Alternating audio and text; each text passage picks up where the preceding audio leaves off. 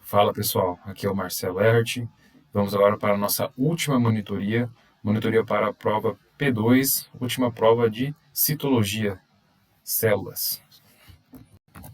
E qual será o conteúdo da P2? Na P2 vai cair citoesqueleto, ciclo celular e comunicação celular. E nessa monitoria eu farei o estudo dirigido proposto pela professora Virginia Capel, e também vou fazer exercícios das provas antigas dela, de uma prova antiga dela, na verdade. Vamos lá, questão número 1 do estudo dirigido. O que é e qual a função do citoesqueleto? Então vamos começar falando o que é o citoesqueleto. Vamos começar pela definição dele. É um complexo sistema de eucariotas. Lembra de células eucariontes e células procariontes? As células eucariontes possuem endomembranas, núcleo, possui citoesqueleto, em que esse complexo sistema possui 3 tipos de filamento: filamentos de actina, filamentos intermediários e microtúbulos. Agora respondendo a segunda questão da primeira questão, né? O segundo questionamento da primeira questão. Quais as funções desse citoesqueleto? São 3 principais, né? Manter a forma da célula, organizar o espaço dentro da célula e também auxiliar na movimentação dentro da célula. Vamos agora para a questão número 2. Lembrando que são 14 questões. Descreva detalhadamente os tipos de filamento do citoesqueleto e suas funções. Meu Deus! Para descrever detalhadamente, a gente vai ter que ver bastante coisa aqui. Mas vamos lá. Então vamos para o filamento intermediário. O filamento intermediário é chamado assim porque ele possui um diâmetro entre o de actina é o que tem menor diâmetro, o microtúbulo é o que tem maior diâmetro, e o filamento intermediário tem um diâmetro médio, que vai de 8 a 10 nanômetros. Temos aqui a imagem do filamento intermediário. Qual é a função do filamento intermediário? A função é conferir resistência nas células a estresse mecânico. Basicamente é isso. Agora vamos falar sobre a estrutura desse filamento intermediário.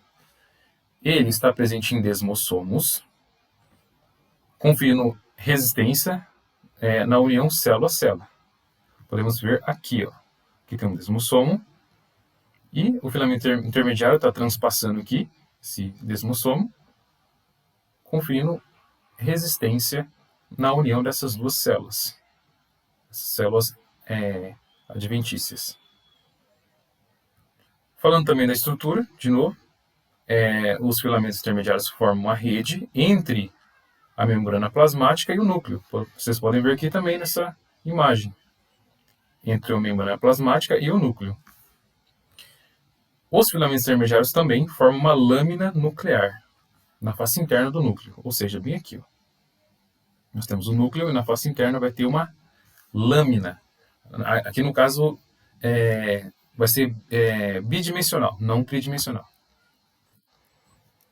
Vamos agora aos tipos de filamento intermediário. Nós temos os citoplasmáticos e os nucleares. Nos citoplasmáticos nós temos os de queratina, os de vimentina, ou relacionados a essa vimentina, e os neurofilamentos. Os de queratina estão em epitélios, né, na pele. Os de vimentina estão no tecido conectivo, células musculares e células da neuróglia. Os neurofilamentos estão em neurônios. O tipo de filamento intermediário nuclear, ele é composto por lâminas nucleares, como eu já falei para vocês, que está lá no interior, na face interna do núcleo. Estão em todas as células animais. Nós podemos observar que nos filamentos intermediários citoplasmáticos, nós vemos eles em forma de cordão, forma de corda. E nas lâminas nucleares, nos filamentos intermediários nucleares, nós vamos ver uma rede bidimensional, uma lâmina. Aqui nós podemos ver essa lâmina, está parecendo um tecido, né? E podemos ver aqui que é na face interna do núcleo. Deficiência em filamentos intermediários relacionados à queratina podem desencadear uma patologia chamada epidermólise bolhosa simples. Podemos ver aqui a imagem de uma criança com essa patologia, né? Que dó. E deficiência em filamentos intermediários nucleares podem desencadear uma doença chamada progéria. Vocês podem ver aqui, essa criança. Também o pessoal relaciona muito isso aqui com envelhecimento, né? A pessoa que tem essa patologia, ela tem uma aparência de envelhecida, mesmo sendo uma criança. Vamos agora ao segundo tipo de filamento, microtúbulos. Vamos falar sobre a estrutura. Os microtúbulos, nos microtúbulos nós temos o centrosomo, ou hemitoque, em que eu tenho o centro organizador, podemos ver aqui o centro organizador, e a matriz centrosômica, que são esses microtúbulos aqui saindo desse centro organizador. Temos também a classificação dos microtúbulos. Eles podem ser citoplasmáticos, como podemos ver aqui, ó, no citoplasma. Nós temos centriolar, que estão lá no centro, o organizador. Mitótico, que vão ciliar lá na mitose. E ciliar, em que ele vai sair de um corpo basal. Tá passando bem rápido por isso. Composição dos microtúbulos. O microtúbulo ele é formado por uma beta-tubulina junto com uma alfa-tubulina, em que nós temos uma ligação não covalente. Lembra que a ligação covalente ela é quase que irreversível, quase que, né? Ela é reversível sim, mas é uma ligação não covalente. Isso causa uma instabilidade dinâmica no microtúbulo, ou seja, ele pode ter formação e decomposição facilitada. Nós temos um extremo positivo, em que eu vou ter um acúmulo de microtúbulos beta. Lá nós teremos uma maior formação. Nessa formação nós vamos ter a tubulina mais o GTP. Lembra, o GTP está lá naquela família, aquelas moléculas que conferem energias, né? ATP, agora GTP. A formação supera a hidrólise de GTP. Por que eu coloquei isso aqui? Porque nós temos a tubulina mais GTP. E essa tubulina e GTP vai formando uma cadeia. Depois, esse GTP vai ser hidrolisado e vai ficar GDP. Vai ficar como GDP. E esse GDP depois vai ser decomposto junto com a tubulina. Nós temos um extremo negativo, em que ele está mais perto do centrosomo, onde nós temos a lâmina tubulina, que impede a despolarização e polarização. É mais estável essa parte aqui. Beleza? Na decomposição nós temos a tubulina mais GDP, né? Como eu já falei lá anteriormente. Vamos lá. Qual que é a função do microtúbulo? Respondendo a nossa segunda pergunta do estudo dirigido. Segunda pergunta dessa pergunta, né? Que ela falou para mim detalhar eles e falar da função deles. Quais funções do microtúbulo? Transporte intracelular, onde eu vou ter proteínas motoras. As principais são cinesina e dineína. Vocês podem ver aqui, ó, nós temos um microtúbulo, nós temos a extremidade menos. Lembra que aqui vai estar o centrosomo. E aqui nós temos a extremidade mais. A dineína, ela vai se direcionar em direção à extremidade menos. e a cinesina em direção à extremidade mais. Como que eu decoro isso? Eu lembro de ineína de deitado, né? Tá indo lá para a base. Eu imagino tipo, um chão, né? Uma base, o centrosomo e esse microtubo indo para cima. A adeneína vai ser deitada e a cinesina vai para cima. É assim que eu decoro isso. Aqui nós temos a representação do deslocamento, que não vem ao caso aqui. Segunda função, mobilização cromossômica de cromossomos. Lá na mitose. Depois nós vamos ver os tipos de tubulina, de microtúbulo, os 3 tipos de microtúbulo que estão envolvidos nesse processo aí. Segunda função, formação de cílios e flagelos. E qual que é o arranjo? O arranjo é 9 mais 2. Nós temos 2 microtúbulos no centro e 9 duplas de microtúbulos em volta, formando o axonema. Passando para frente. Agora vamos para o terceiro tipo de filamento de actina. Qual que é a estrutura? É uma dupla hélice, helicoidal, flexível e dinâmico. É muito parecido com o microtúbulo. Mas a actina ela é o que tem o menor diâmetro, tem 7 nanômetros. Falando mais da estrutura, é muito parecido com o microtúbulo. Nós temos uma extremidade positiva, outra negativa.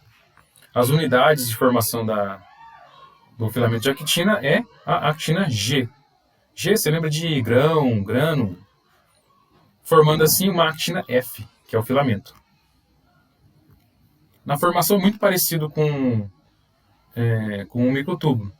Nós temos a actina ligada a TP, lá era GTP, né, no microtúbulo. Vai se formar aqui, depois vai sair um fosfato, vai ter uma hidrólise do ATP, aí vai ficar ADP aqui. ADP mais a actina, que depois vai ser desintegrado. Beleza. É muito semelhante aos microtúbulos. Quais as funções? São várias funções que o filamento de actina tem. Uma mobilidade celular, que eu coloquei uma fotinha, que nós temos os lamilipódio e o filopódio.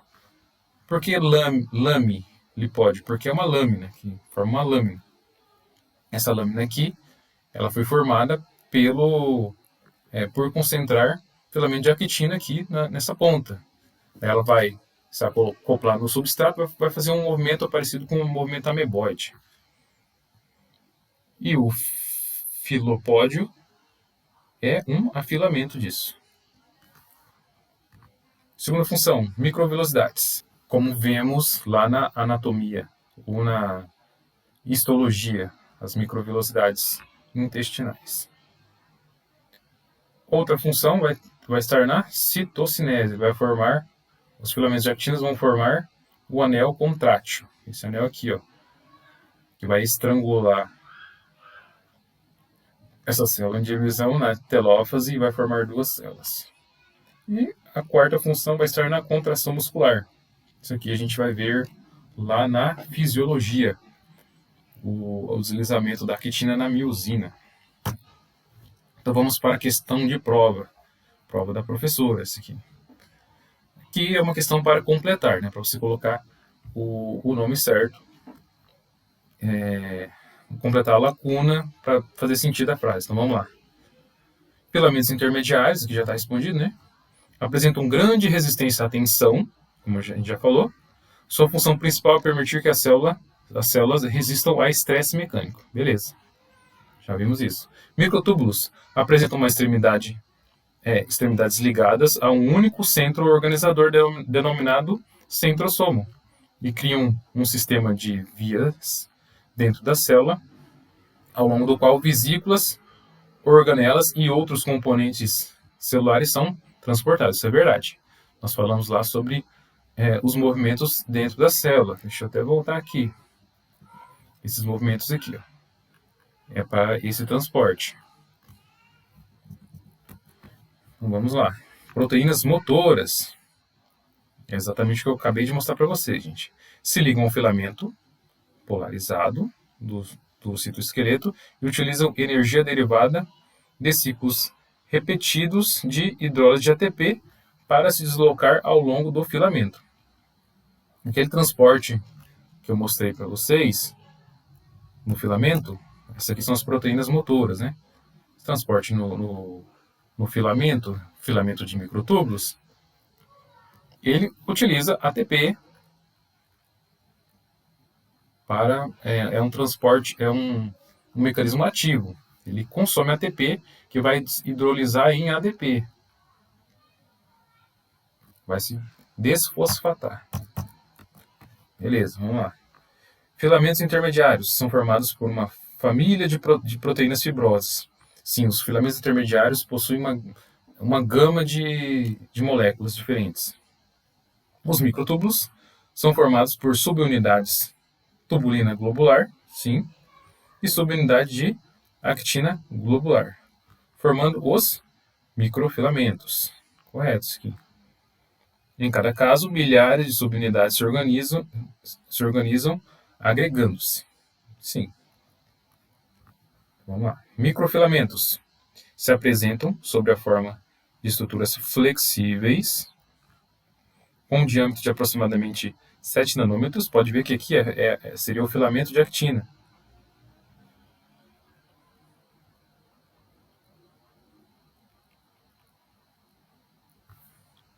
E estão organizados em uma ampla variedade de feixes lineares, redes bidimensionais e géis tridimensionais. Tá? Está correto, isso aqui é um microfilamento. Microfilamentos se encontram em maior concentração no córtex, a camada do citoplasma localizada logo abaixo da membrana plasmática. Então fica mais uma informação aqui para a gente. Eles se concentram no córtex, a camada citoplasmática localizada logo abaixo da membrana plasmática. G.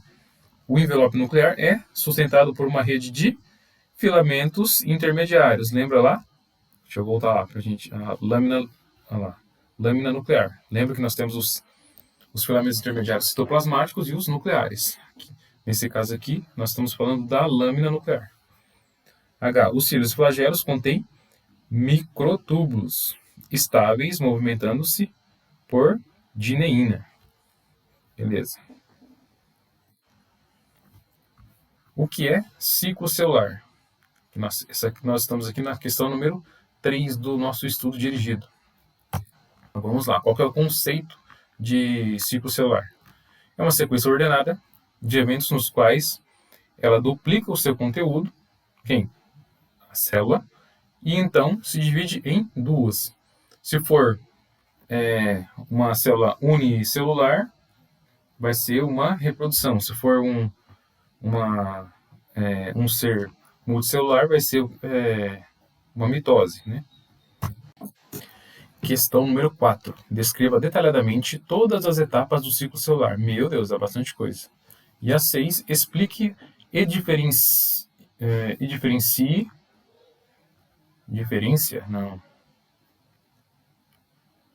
Diferencie anáfase A de anáfase B. Eu coloquei tudo junto porque eu vou explicar o ciclo celular e depois lá na fase M vou explicar a anáfase A e B.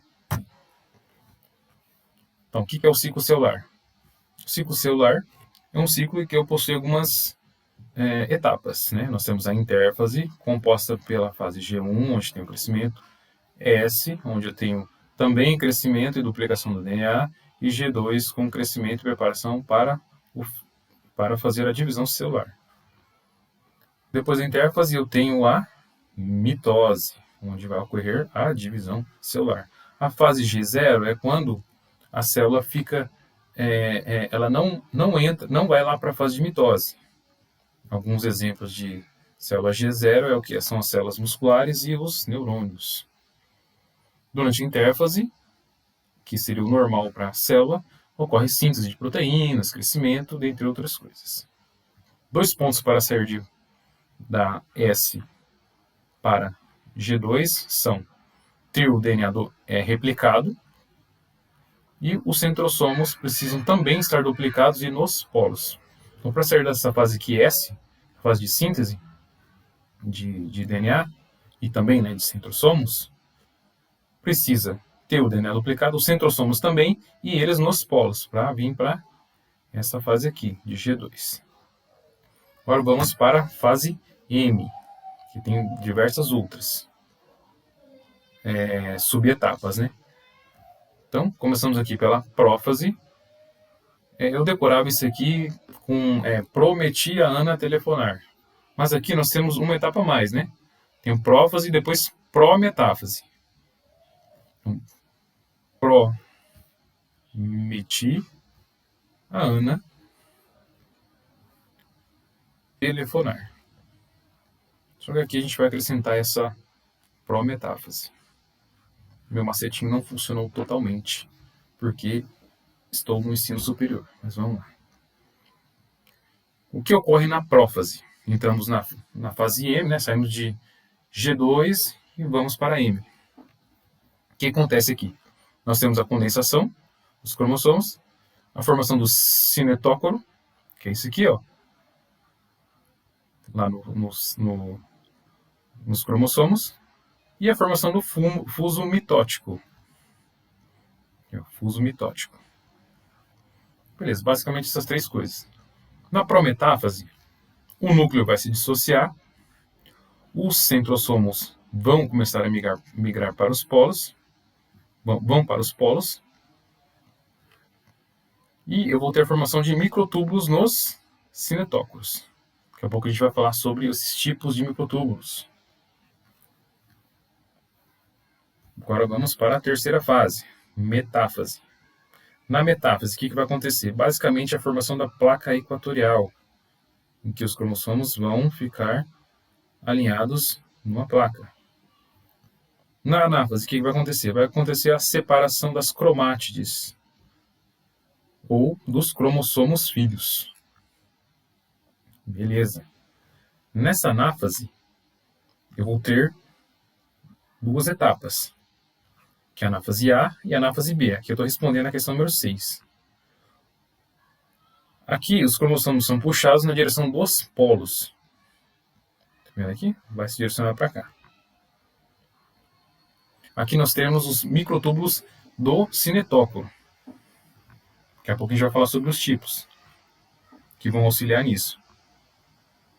Na anáfase B, nós temos essa migração dos cromossomos, mas nós teremos influência de dois tipos de microtúbulos, que são os astrais, que são esses aqui, ó, os astrais, que vão puxar aqui o centríolo para o polo, e nós teremos também esse microtúbulo aqui, que é o microtúbulo interpolar, que também vai auxiliar nesse processo. Agora vamos para a telófase. Na telófase, nós teremos o quê? É o inverso da prófase e prometáfase.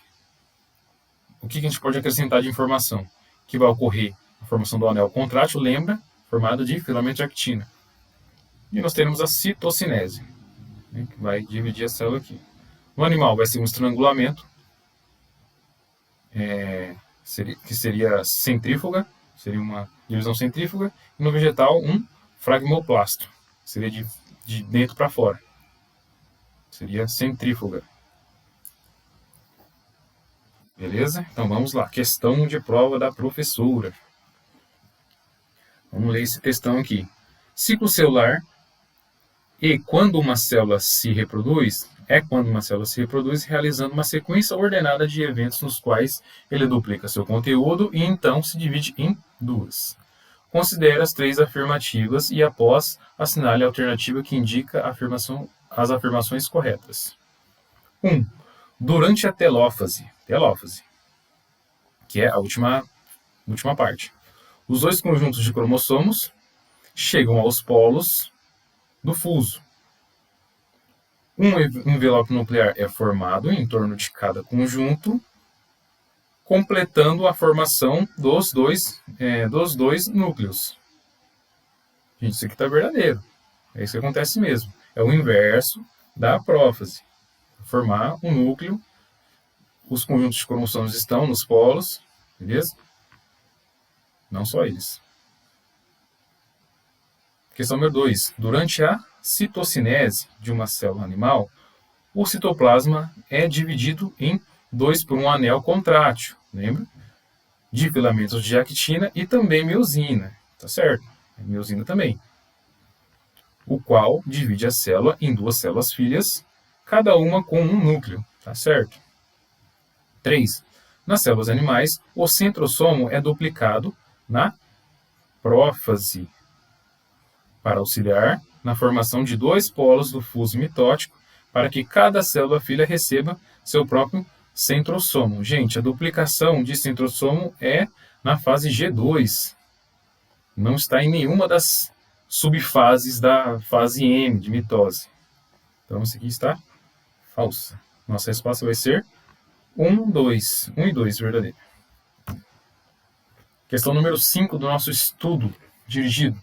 Quais são os tipos de microtúbulo que participam do fuso mitótico? Eu já comentei um pouco a respeito deles, a define cada um. Então, vamos lá. Aqui, nós temos aqui a placa equatorial. Isso aqui é uma anáfase.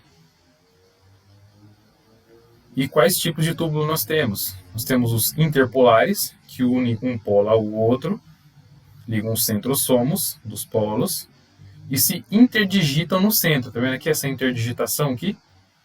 Esse deslizamento aqui? É isso aí. Microtúbulos do cinetócoro. É o segundo tipo de microtúbulo relacionados com a mitose. Eles ligam os cromossomos aos polos. Tá vendo? Está ligando pelo cinetócoro o cromossomo ao polo. E nós temos os microtúbulos astrais, que eles irradiam nos polos e posicionam o fuso. Ou seja, eles mantêm o formato celular, mantêm a estrutura. São esses aqui. E lembra lá qual que é a anáfase A? A anáfase A é quando eu tenho a atividade dos microtúbulos do cinetócoro. Na anáfase B, eu tenho a atividade dos microtúbulos astrais e os interpolares. Questão de prova da professora. Estruturas transitórias do citoesqueleto realizam a fase M nas células animais. O fuso mitótico é formado inicialmente para separar os cromossomos duplicados. Este fuso mitótico é composto por microtúbulos. Considere as 3 afirmações e após assinale a alternativa que indica as afirmações corretas. 1. Os microtúbulos interpolares são ligadas, tá com erro de concordância aqui, são ligados aos pares de cromátides irmãs em grandes estruturas proteicas chamadas cinetócoros, que estão localizados no centrômero de cada cromátide irmã.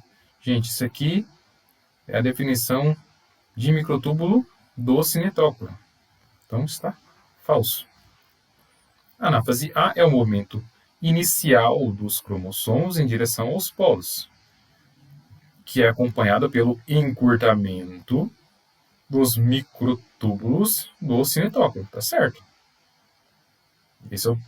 São 3 tipos de microtúbulos. Um deles vai agir na anáfase A, 2 deles na anáfase B. E esse um deles, que é da anáfase A, são os microtúbulos do cinetócoro. Verdadeiro. 3. Na anáfase B, os polos do fuso se distanciam, contribuindo para a agregação dos 2 conjuntos cromossômicos, através da associação dos movimentos dos microtúbulos interpolares e astrais. Perfeito. Então, a afirmativa 2 e 3 estão corretas. Isso aqui é prova da professora. Questão número 7 e 8. Questão número 7, do estudo dirigido. Explique o sistema de controle do ciclo celular e quais as proteínas fazem parte desse. Então, ó, ela quer saber qual que é o sistema de controle e quer saber quais as proteínas desse sistema de controle. E a questão número 8, quais são os freios moleculares? Tem que colocar entre aspas aqui, né? Que são os pontos de checagem. Vamos lá. O que é o controle do ciclo celular? Conceito: é um sistema que assegura a duplicação do DNA, 3 coisas. A duplicação do DNA, das organelas e assegura essa duplicação ordenada. Então vamos lá. O que são os freios moleculares, né? Nós temos os pontos de verificação, que nós vamos começar pelo final da G1. Nós temos o primeiro ponto de verificação no G1. Ele vai perguntar: o meio está favorável? Se estiver favorável, vai de G1 para S. Depois vamos de S para G2. E aqui nós temos mais um ponto de checagem, que é o ponto de verificação G2. Lá nós vamos perguntar: todo o DNA está replicado? Todos os danos do DNA estão reparados? Se tudo isso estiver ok, nós vamos para a fase M. Aí após nós teremos mais um ponto de checagem, ponto de verificação na mitose, entre metáfase e anáfase. E o que nós vamos perguntar aqui? Todos os cromossomos estão ligados de forma apropriada ao fuso mitótico? Se estiver, nós vamos prosseguir. Então vamos lá. Aqui perdeu um pouquinho da configuração, porque eu passei de um software para outro, né? Então as proteínas. É uma das perguntas do nosso estudo dirigido. Quais são? Resposta: é o complexo ciclina CDK. O que é ciclina CDK? É esse complexo aqui, ó. Nós temos a sinase dependente de ciclina, que é o CDK, que é uma subunidade catalítica, e nós temos a ciclina, que é uma subunidade reguladora. E aqui nós temos exemplos desses complexos. G1-CDK, G1-SCDK, IS-CDK e M-CDK. E como que ocorre a ativação dessa ciclina CDK? Essa ativação ela depende de fosforilações e desfosforilações em sítios específicos, né, em locais específicos. Então, fosforila aqui e desfosforila ali. Aí, de acordo com a conformação, ela vai estar ativada. As fosforilações vão ser feitas por sinases e desfosforilizações por fosfatases. Agora vamos para mais uma questão da professora que tem relação com isso. Na maioria das células eucarióticas, o sistema de controle do ciclo celular controla a progressão do ciclo celular em 3 principais pontos de transição regulador. Então, 3 pontos. O primeiro é o início, no final de G1, onde a célula se compromete à entrada no ciclo celular e à duplicação dos cromossomos, ou seja, vai de G1 para S. Até aqui está certo. O segundo é a transição de G2M. O G2 também é chamado de G2M. Onde o sistema de controle dispara um evento mitótico precoce, que leva ao alinhamento de cromossomos no eixo mitótico na metáfase. Isso aqui é verdade, gente. Isso aqui acontece. Então fica mais uma informação para a gente. Isso aqui caiu na prova da professora. E o terceiro ponto de checagem é a está na transição entre metáfase e anáfase, onde o sistema de controle verifica de todos os cromossomos estão ligados no fuso e estimula a separação das cromátides irmãs, levando à conclusão da mitose e citocinese. Isso aqui está correto. Então, vamos lá. Mais uma questão. O sistema de controle do ciclo celular desencadeia eventos do ciclo celular e assegura que eles sejam apropriados e coordenados. Os componentes centrais do sistema de controle são proteína sinase, dependente de ciclina, que é o CDKs, que dependem de subunidade de ciclina para sua atividade, com certeza. Depende. O sistema de controle com base somente em vários sinais... foi bem mal escrita essa questão, né? Mas vamos lá. O sistema de controle com base somente em vários sinais intracelulares interrompe o ciclo quando a célula falha em completar um processo essencial do ciclo celular ou encontra condições ambientais ou intracelulares desfavoráveis. Gente, esse sistema CDK, ciclina CDK, lembra que a gente precisa do CDKA, precisamos também da ciclina, mas também precisamos da fosforilação e desfosforilação.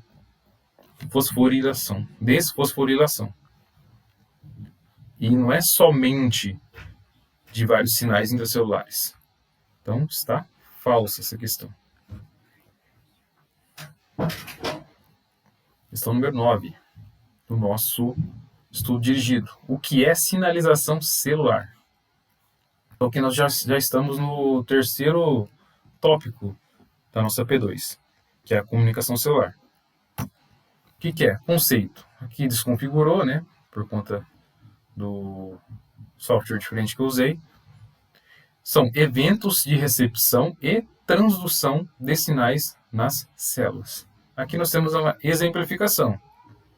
Nós temos uma célula sinalizadora, nós temos uma molécula sinal, que vai chegar num receptor, numa célula-alvo. E assim nós teremos a sinalização celular. Questão 10. Quais os tipos de sinalização?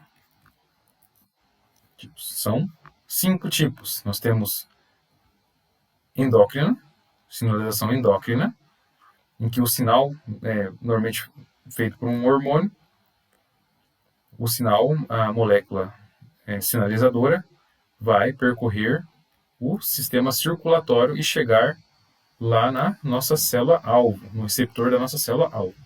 Nós temos a sinalização parácrina. Nela vai ocorrer que a célula sinalizadora vai secretar a molécula sinal, que vai atingir receptores das células-alvo que estão próximas no local, que é localmente. Lá na endócrina, passa pelo sistema circulatório, a molécula sinalizadora, e vai chegar na célula-alvo. Aqui não. Autócrina, o próprio nome diz, a própria célula vai secretar a molécula sinalizadora, e na própria célula vai ter um receptor dessa célula. Na neuronal, o que vai acontecer? Teria um neurônio que vai secretar, normalmente um neurotransmissor, que vai para uma célula-alvo, que tem um receptor. Na dependente de contato, o próprio nome diz, depende de contato. Tem uma célula sinalizadora, que possui uma molécula que está integrada a ela. Essa molécula precisa ser recepcionada pelo receptor da célula-alvo. Então, vamos seguir. Questão número 11. Quais os tipos de proteína receptora? Quais são os tipos? Então, nós temos receptores de superfície celular e receptores intracelulares. O de superfície, o receptor está na superfície da célula. Normalmente, isso aqui funciona para hormônios peptídicos, né? Hormônios que são hidrofílicos. hidrofílicos, são positivos. Então, eles têm dificuldade de atravessar essa membrana, então precisam do receptor lá na membrana plasmática. E os receptores intracelulares estão no núcleo. Aqui nós temos proteínas, moléculas sinal, que são hidrofóbicas, que possuem facilidade em atravessar a membrana plasmática. Questão número 12, nós estamos acabando. Quais os tipos de receptores de superfície celular? Então, nós falamos os tipos de proteínas receptoras e aí os tipos de receptores de superfície celular, aqueles que estão na membrana plasmática. Então, vamos lá. Que é o GPCR. Nós temos a proteína G, que é formada por 3 subunidades. E nós temos nossa proteína-alvo, nossa molécula-alvo. Aqui. Beleza? Já vou falar mais sobre essa ativação da proteína G. E nós temos um terceiro tipo de sinalização celular, os receptores associados à enzima, em que eu vou ter aqui uma molécula, sinal, que vai ativar uma proteína transmembrana, que vai deixar lá no seu interior um domínio catalítico ativo. Ele estava inativo, ficou ativo. Então vai ocorrer catálise nessa região aqui. Vamos agora para a questão da professora, a questão de prova. Vamos ler aqui esse enorme texto. A comunicação entre as células em organismos multicelulares é mediada, principalmente por moléculas de sinalização extracelular. Considere as 3 afirmações e após assinale a alternativa que indica as afirmações corretas. Número 1. Independente da natureza do sinal, a célula-alvo responde por meio de um receptor ao qual a molécula de sinalização se liga, iniciando uma resposta na célula-alvo. Isso é correto. Então, independente da natureza do sinal, a célula-alvo responde por meio de um receptor. Ela tem um receptor e ela vai receber uma molécula de sinalização. Certo? 2. A maioria das moléculas de sinalização é hidrofílica. É hidrofílica? Sim, ela tem dificuldade de passar barreira. O que significa que é hidrofílica? Ela é positiva. É carregada, né? Não é positiva, é carregada. Então, pode ser positiva ou negativa. E, portanto, elas se ligam a receptores de membrana, gerando sinais no interior da célula-alvo. Isso aqui está correto. 3. Receptores acoplados à proteína G atuam indiretamente na regulação da atividade de proteína-alvo ligado à membrana plasmática, que pode ser tanto uma enzima, com um canal iônico. A interação entre o receptor e a proteína-alvo é mediada por uma terceira proteína, chamada proteína trimérica. Depois a gente vai ver isso aqui, de ligação ao GTP. Gente, isso aqui está certo, mas daqui a pouco a gente vai ver. Beleza? Então, todos estão corretos. Agora vamos ver essa questão aí. Olha lá, explique o mecanismo de ativação de uma proteína G. E como que funciona a ativação da proteína G? Nós temos aqui um GPCR, que seria uma proteína dependente da proteína G. Ela transpassa aqui a membrana 7 vezes. Vou ter uma molécula sinal que vai ativar essa proteína. Essa proteína vai se acoplar à proteína G, que é formada pela subunidade alfa, beta e gama. Lembra que a membrana plasmática ela é fluida, né? Então,